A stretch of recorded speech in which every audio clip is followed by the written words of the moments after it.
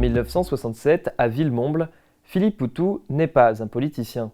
D'abord intérimaire et surveillant au collège, il devient réparateur à l'usine Ford de Blanquefort en 1996.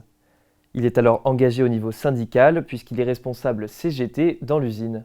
En 2007, il obtient une certaine notoriété en luttant contre la fermeture de l'usine et participe au maintien de 955 emplois.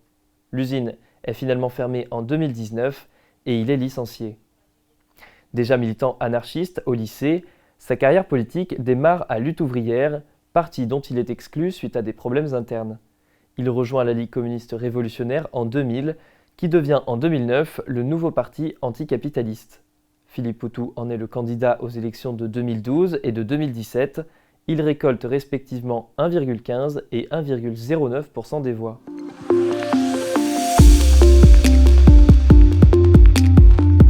Philippe Poutou se présente aux élections municipales de 2020 à Bordeaux et devient conseiller municipal.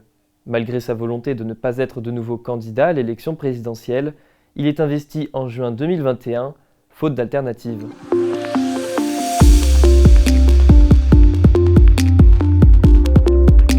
Le nouveau parti anticapitaliste est un parti d'extrême gauche. Son programme pour l'élection présidentielle se définit non pas comme un simple programme électoral, mais aussi comme un programme de lutte. Au vu de la situation sociale et environnementale, le parti estime qu'il est trop tard pour être modéré.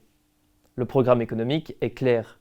Réquisition des secteurs clés de l'économie, énergie, transport, communication, et fusion des banques pour un monopole public du crédit.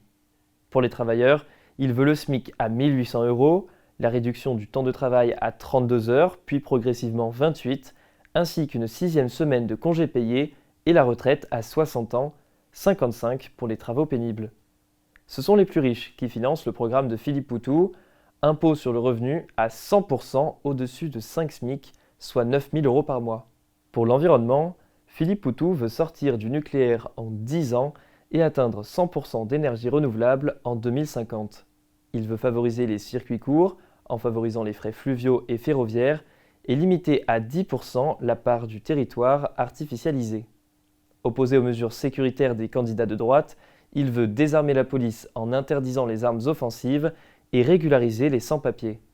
Il souhaite abolir la Ve République en supprimant d'une part le président de la République et le Sénat, en introduisant d'autre part la proportionnelle dans toutes les élections et le référendum d'initiative citoyenne.